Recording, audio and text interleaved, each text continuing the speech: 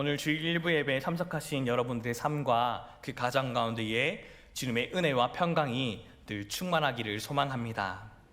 그러기 위해서 여러분들에게 드리고 싶은 말이 하나 있습니다. 그것은 예배자로 살자입니다.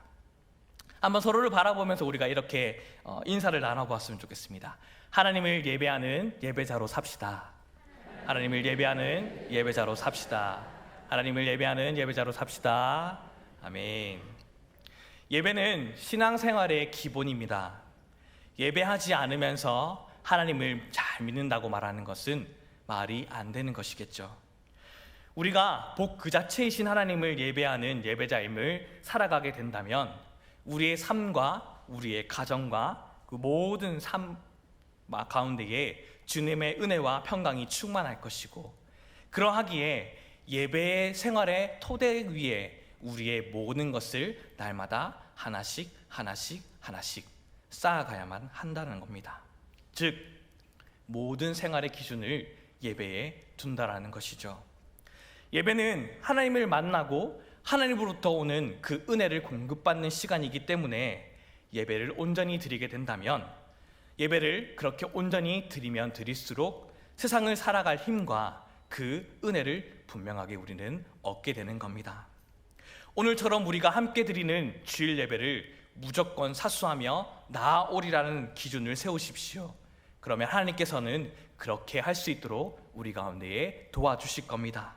그리고 그렇게 나온 이 예배 자리 가운데에 우리를 말씀으로 새롭게 하시고 힘과 능력이 되어주시는 하나님께서 날마다 우리를 긍휼하신 그 사랑으로 더딥혀 하나님을 예배하는 예배자로 날마다 세워져 가게 만들어 주실 겁니다. 오늘 본문에는 야곱이 등장합니다. 그리고 그 등장하는 야곱을 예배하는 사람으로 소개하고 있습니다. 오늘 본문 7절의 말씀을 보십시오.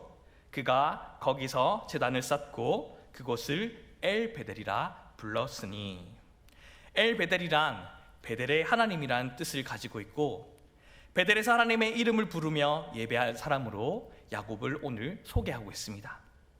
그런데 야곱이 이 베델에서만 하나님을 예배했을까요? 아니죠. 우리가 잘 알듯이 가까이에 말씀 가운데 나와 있는 세겜에서도 하나님을 예배하고 있는 것이 말씀 가운데 나타나고 있습니다. 창세기 33장 20절 말씀 가운데 이렇게 기록되고 있죠. 거기에 제단을 쌓고 그 이름을 엘렐로헤 이스라엘이라 불렀더라. 여기서 거기란 베델이 아닌 세겜을 말하고 있습니다. 그리고 엘렐로헤 이스라엘이라는 의미는 하나님, 이스라엘 하나님이란 말이고, 이 말은 곧 이스라엘이 야곱을 가리키는 말이었기 때문에 하나님, 나의 하나님이란 고백이 이 세겜의 예배 가운데 있었다라는 것을 우리는 말씀을 통하여 알 수 있게 됩니다. 이처럼 야곱은 세겜에서도 하나님을 예배했던 예배자였습니다. 성도 여러분, 예배자는 은혜를 받고 또 하나님의 도움을 받을 뿐만 아니라 복을 받아야만 하죠. 그리고 하나님께서는 반드시 그렇게 하여 주시는 분이십니다. 그런데 이상합니다. 말씀을 찾아보면 야곱은 세겜에서 예배를 드린 후에 말할 수 없는 고통을 겪었던 것이죠. 어떤 일이 있었습니까? 우리가 잘 알듯이 야곱의 딸 디나가 길거리 구경을 다니고 있다가 세겜의 남자에게 수치를 당하는 일들이 벌어지게 되었던 겁니다. 그리고 그럼에도 불구하고 그 반대쪽 세겜의 남자들 쪽에서 청혼을 청해 왔는데, 디나의 오빠들은 청혼에 응하는 척하면서 그 조건으로 세겜의 남자들이 할례를 받기를 청하고 있었던 것이죠. 그리고 그 요구에 세겜의 남자들은 응하게 됩니다. 그리고 할례를 받고 고통하고 있을 때에 디나의 오빠 시므온과 레위는 세겜 사람들을 습격하여 살해하게 됩니다. 이것은 누이 동생의 복수를 한 것이죠. 그 후에 야곱의 아들들이 다 함께 몰려가서 마치 때로 몰려든 강도처럼 모든 재물을 약탈하는 것이 창세기 말씀 가운데에 나타나고 있습니다. 예배자는 복을 받아야 형통하고 마땅할 텐데 세겜에서 예배했던 야곱에게 왜 이런 고통스러운 일들이 벌어지게 되었던 겁니까? 성경 말씀을 통해 야곱에게는 몇 번의 어려운 위기가 있었다는 것은 우리는 잘 알고 있습니다. 그 첫 번째 위기는 어떤 것이었습니까? 야곱이 아버지 이삭을 속이고 형님 에서에게서 돌아갈 장자의 복을 가로챈 일부터 시작되었던 것이죠. 야곱의 속임으로 자기의 복을 빼앗긴 형은 야곱을 죽일 생각까지 하죠. 그래서 이 야곱은 그 일로 외삼촌 라반의 집으로 도피하게 됩니다. 이때가 우리가 잘 알듯이 야곱 인생의 가장 큰 첫 번째 위기였습니다. 그런데 이 위기를 야곱은 어떻게 극복했습니까? 그 일에 전적으로 하나님께서 도와주셨습니다. 외삼촌 집으로 가던 그가 인적 없는 들판에서 잠을 자게 되었는데 그날 너무나도 외롭고 혼자였을 겁니다. 바로 그때에 하나님께서는 아무도 없는 그곳에서 만나주시고 하나님께서 그에게 나타나셔서 그를 위로하시고 안전할 것이다 라는 약속의 말씀을 전해주셨죠.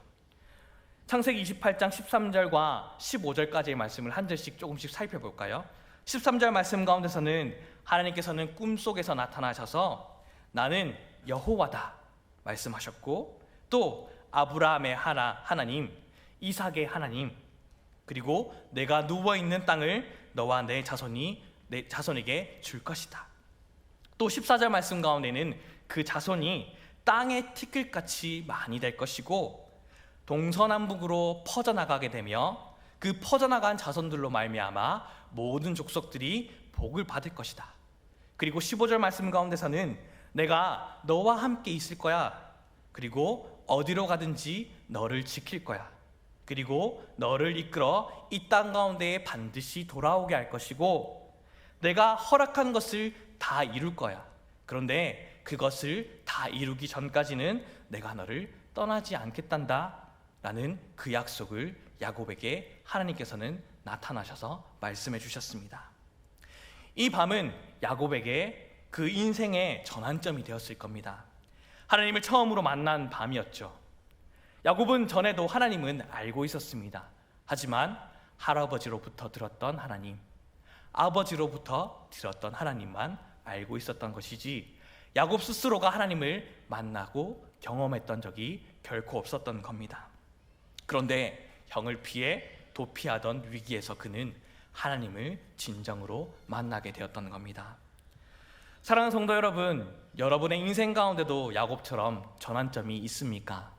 만약 제가 인생의 전환점이 무엇입니까? 라고 묻는다면 우리 여러분들은 무엇이 인생의 전환점이라고 말씀하시겠습니까? 함께 만나고 결혼했던 남편과 아내가 나의 인생의 전환점이 됩니까? 아니면 사랑하는 자녀들이 나의 인생의 전환점이 됩니까? 아니면 이때까지 그리고 지금도 또 앞으로도 나를 먹여 살릴 만한 직장이 나의 인생의 전환점이 됩니까? 아니면 아직 세상 사람들처럼 우리가 당첨되진 않았지만 로또가 당첨될 거야, 이것만 당첨되면 나의 인생의 전환점을 맞이하게 될 거야 라는 것이 그 로또가 나의 인생의 전환점이 됩니까? 오늘 우리가 함께 그렇게 고백할 수 있기를 원합니다. 하나님의 말씀을 듣고 하나님의 백성이며 참다운 그리스도 인생을 살아가는 우리는 하나님을 만난 그 시점이 나의 인생의 전환점이다 라는 고백이 우리의 이 예배 자리 가운데 있기를 간절히 소망합니다. 늘 귀로만 들어왔던, 눈으로만 성경으로만 보아왔던, 그렇게 알았던 하나님이 나와 진정 관계가 되어주시고 하나님이 나의 모든 것 되어주셔서 변화받아 하나님을 바르게 알아가고 예배하는 삶을 살아갑니다라는 고백이 오늘 이 시간 예배하는 모든 예배자들의 고백이 될 수 있기를 간절히 소망합니다. 오늘 예배를 통해 하나님을 만나 삶이 평안할 때에도 이 모든 은혜는 하나님께서 주시기에 하나님께 감사하며 예배합니다라는 고백과 매일 그렇게 하나님을 예배하는 삶을 살아가겠습니다라는 결단의 고백이 이 예배 가운데 있기를 간절히 소망합니다. 혹 육신의 질병과 말할 수 없는 고통과 탄식 가운데에 허우적거리며 수렁 속에서 삶을 살아가다가 오늘도 그 자리 그 있는 그 모습 그대로 나와 하나님을 예배하는 사람들이 있습니까? 그렇다면 이 시간 하나님께서 임재해 주시고 만나 주실 때에 하나님의 말씀으로, 하나님의 위로하신 약속의 말씀으로 변화받아 모든 순간 앞으로의 삶 가운데에 나의 연약함과 나의 어려움이 계속될지라도 하나님을 예배하는 것을 끊이지 않겠다라는 그 결단과, 그리고 하나님께서는 반드시 나의 삶을 치료하시고 회복시켜 주시겠다는 그 믿음을 다하여 고백하는 그 믿음이 사랑하는 모든 주님의 자녀들의 고백 가운데 있기를 간절히 소망합니다. 주님은 지금도 살아계시며 우리의 예배를 받으시고 늘 함께하여 주십니다. 야곱이 그랬습니다. 자기 혼자인 줄 알았던 야곱은 그 들판에서 하나님을 만나자 그렇게 결심했습니다. 그리고 그는 평생을 하나님을 나의 하나님이다 라고 부르며 살기로 작정했던 것이죠. 그때부터 어쩌면 야곱 가운데에 그의 신앙이 이만큼 성장했다라기보다는 하나님을 나의 하나님으로 믿는 신앙의 틀 자체가 만들어졌던 것 같습니다. 그 후 하나님께서는 외삼촌 집에서 그를 보호하셨고 가정을 이루게 하셨고 많은 재산을 모아 거부가 되게 하셨죠. 그리고 하나님께서 약속하여 주셨듯이 지키시고 보호하시며 그 약속에 따라 인도하여 주셨습니다. 이 복이 이곳에 모인 예배자들 가운데에 복이 임할 수 있기를 간절히 소망합니다. 야곱의 두 번째 위기는 어떠합니까?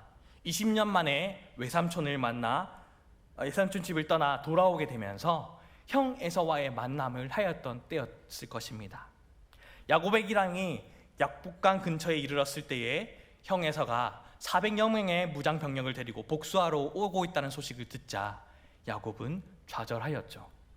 야곱은 또 이 위기를 어떻게 극복하였습니까? 이 역시도 하나님의 은혜였고 하나님의 도우심이었습니다. 가족과 짐승들을 강 건너로 보낸 야곱은 하나님께 부르짖습니다. 하나님의 사자와 밤새 씨름했습니다.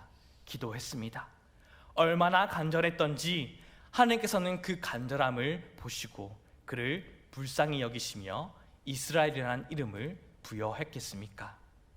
창세기 33장 11절 말씀 가운데 나오듯이 하나님이 내게 은혜를 주셨습니다. 내가 형님께 드리는 예물을 받으소서 하고 그에게 강권하였더니 그 형이 예물을 받으며 화해하게 되었습니다. 그날 하나님께 야곱을 도우셔서 에서의 분노한 마음을 녹이셨습니다. 이처럼 야곱은 큰 위기 때마다 하나님의 은혜를 입었습니다. 그렇다면 그 이후의 삶은 어떠해야만 합니까? 전 인생을 하나님을 위해 주님께 맞추어 살아야만 마땅하겠죠. 내게 베푸신 하나님의 은혜가 얼마나 큰지, 하늘을 두루마리 삼고 바다를 먹물 삼아도 하나님의 놀라우신 그 사랑을 다 기록할 수 없겠네. 그러니 나의 평생에 걸쳐 그 이름을 노래하며 찬양하리라. 그런 고백의 삶을 살아가야만 되겠죠. 그래서 오늘도 지금도 내가 하나님을 온전하게 예배하며 삶을 살아가고 있느냐? 오늘도 나의 주어진 삶 최선을 다하며 살아가고 있느냐? 하나님 보시기에 합당한가는 질문을 던져나가며 하나님께 묻고 질문하며 늘 마음과 몸이 하나님을 향하고 사는 것이 마땅하겠죠. 그렇게 사는 것이 하나님의 은혜 안에 늘 살아가는 사람의 자세일 겁니다. 하나님의 은혜와 평강을 누리며 살아가기를 소망하는 여러분, 모든 것이 하나님의 은혜입니다 라고 고백하는 예배자 여러분, 여러분의 삶은 하나님의 은혜를 입은 자답게 살아가며 살고 계십니까? 유감스럽게도 야곱은 그렇게 하지 못했습니다. 급한 불을 끄고 나자 야곱은 하나님을 우선순위로 그대로 둔 것이 아니라 가장자리로 저렇게 밀어내버렸습니다.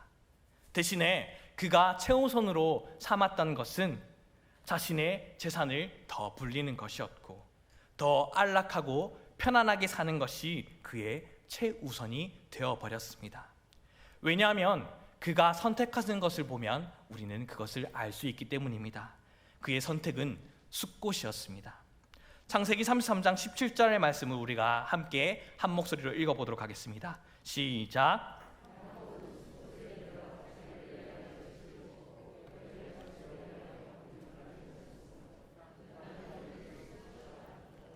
아멘. 여기서 위하여란 말이 두 번 나오죠. 그 위하여가 어디에 나타나고 있습니까? 자기를 위하여. 그의 가축을 위하여. 안타깝게도 하나님을 위하여란 말이 없습니다. 그는 하나님을 외면했고 뒷전이었고 자신의 안전과 자신의 회복과 자신의 일상의 그러한 삶의 모습이 중요했던 것 같습니다. 야곱의 일행이 장기간 머무르고 싶어 했던 인간적인 이유들은 우리는 여러 가지로 꼽아들 수 있겠죠. 라반의 집에서 20년째 종살이했던 그 삶이 있었기 때문에 쉬고 싶었을 겁니다. 약복간 사건으로 인해 육체가 불편해졌죠. 그래서 자신의 육체가 불편해졌으니 조금 쉼을 누리고 회복되어서 자신의 있는 모습이 온전해지기를 바랬을 수도 있을 겁니다. 또 형과의 극적인 만남으로 인한 심신의 지침이 되었다, 안전하니 이제 이 마음 조금 달래고 싶다 라는 그 마음이 인간적으로 있었을지도 모릅니다. 방목에 의존했던 가나안에서 우리간을 만드는 것은 상당히 오랜 기간을 머무는 것을 분명히 보여주는 말입니다. 그것이 마치 야곱의 모습이 우리의 일상의 모습은 아닙니까? 그리고 그는 세겜의 땅을 산 후에 하나님께 예배를 드렸고 이 예배를 드린 후 안타까운 일들이 벌어졌던 겁니다. 그가 숫꽃과 새매기에 머무는 것, 그것은 이전에 하나님께 했던 약속을 버리는 행동이었기 때문입니다. 일찍이 베델에서 하나님을 만난 후에 하나님께 했던 중요한 약속들이 무엇이었습니까? 창세기 28장 21절과 22절 말씀 가운데에 그 약속들이 나타나는데요. 여호와께서 나의 하나님이 되실 것이다. 내가 기둥으로 세운 이 돌이 하나님의 집이 될 것이다. 하나님께서 내게 주신 모든 것에서 10분의 1을 내가 반드시 하나님께 드릴 것이다. 즉, 그는 모든 어려움이 끝나고 지나가게 된다면 다시금 만나주셨던 그 베델에 돌아가서 하나님께 예배하겠다라고 약속했습니다. 지금껏 여러 어려움들이 있었지만 그 가운데 신실하신 사랑으로 인도하시고 보호하신 하나님의 은혜를 기억한다면 야곱은 가장 먼저, 가장 빨리 하나님을 만나고 예배하기로 약속했던 하나님이 기다리시는 그 베델로 가야만 했었습니다.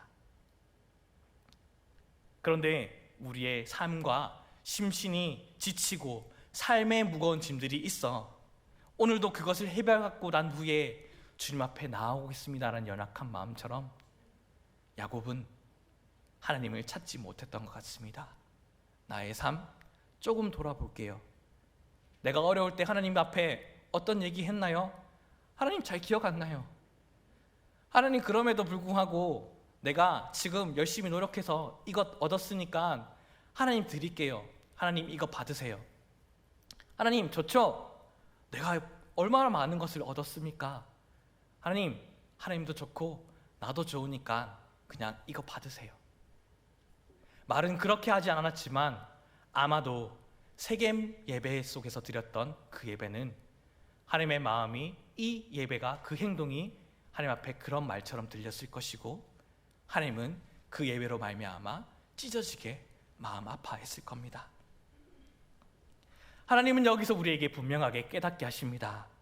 예배를 드린다고 해서 다가 아니구나.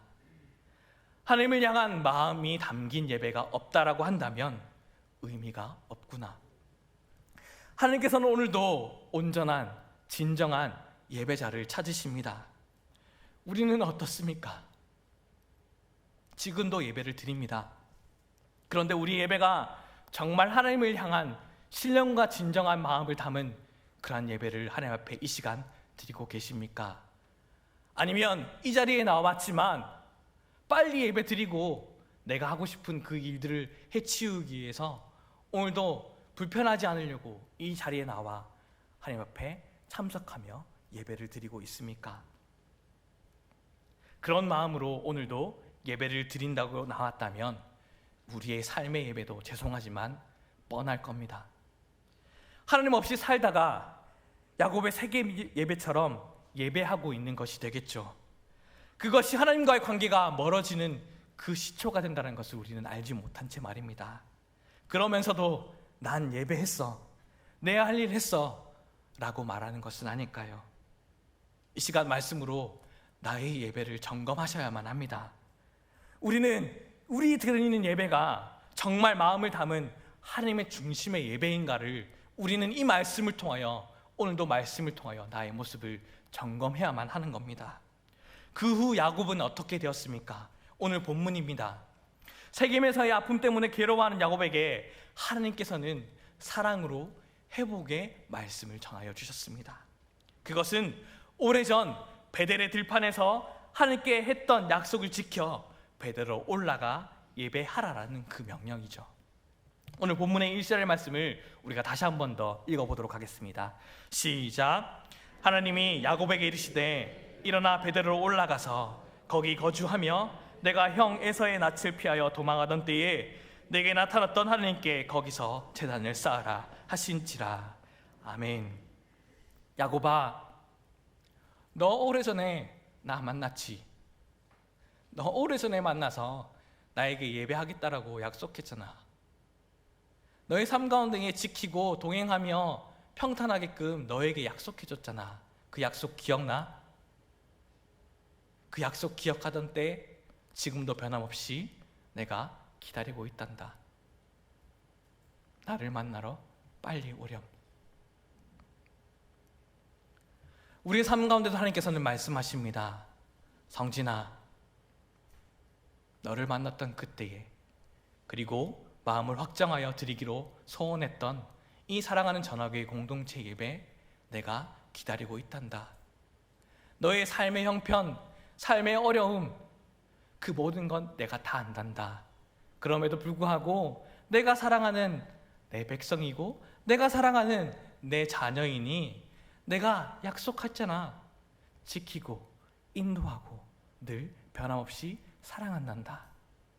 어렵고 힘들지만 그 어려움들, 환경들로 내가 보이지 않는 것처럼 보이겠지만 나를 기억하고 나를 만나고 위해 오늘도 이 자리에 나오렴. 내가 주일 예배 너를 기다린단다. 그렇게 말씀으로 말씀하십니다. 그것을 깨달은 야곱은 베델로 올라가기로 결심하죠. 그러면서 하나님께 집중하지 못하도록 방해한 모든 부정한 것들을 버리고 정결한 마음으로 가기를 소망합니다. 오늘 2절과 3절의 말씀을 다시 한 번 더 읽어보도록 하겠습니다. 시작. 야곱이 이에 자기 집안 사람과 자기와 함께한 모든 자에게 이르되 너희 중에 있는 이방의 신상들은 버리고 자신을 정결하게 하고 너희들의 의복을 바꾸어 입으라. 우리가 일어나 베델로 올라가자. 내 환난 날에 내게 응답하시며 내가 가는 길에서 나와 함께 하신 하나님께 내가 거기서 제단을 쌓으러 하노라 하매. 아멘. 한 사람의 바른 하나님을 향한 시선이 자신만 변화시킨 것이 아니라 그의 가족과 그와 함께하는 모든 사람들, 그 모두가 그렇게 예배할게요 하나님께 바르게 나아가고 있습니다.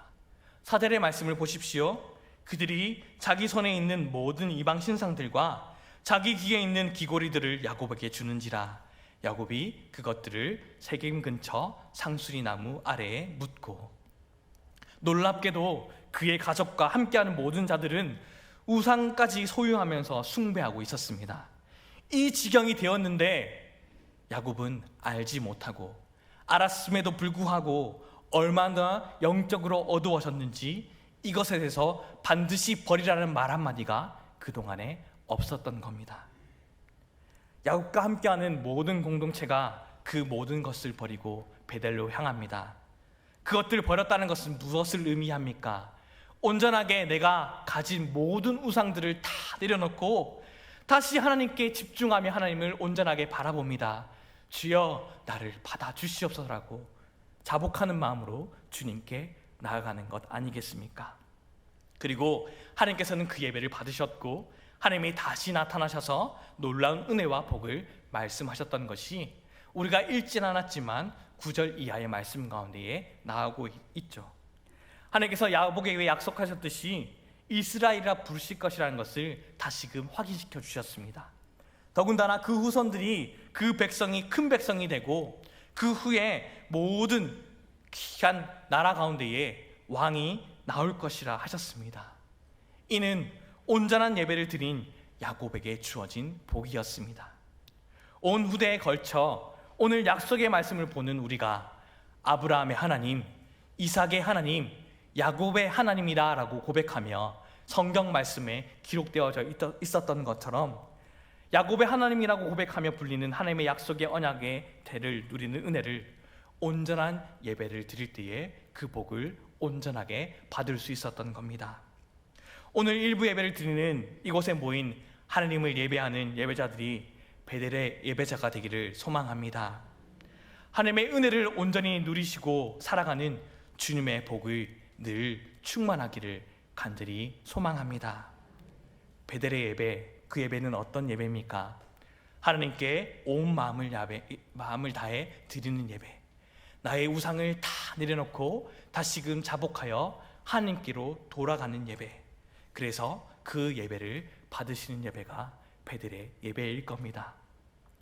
가장 우선순위를 하나님을 두고 예배를 방해하는 요소를 하나씩 제거하는 은혜 속 하나님을 예배하는 예배자로 서 있기를 간절히 소망합니다.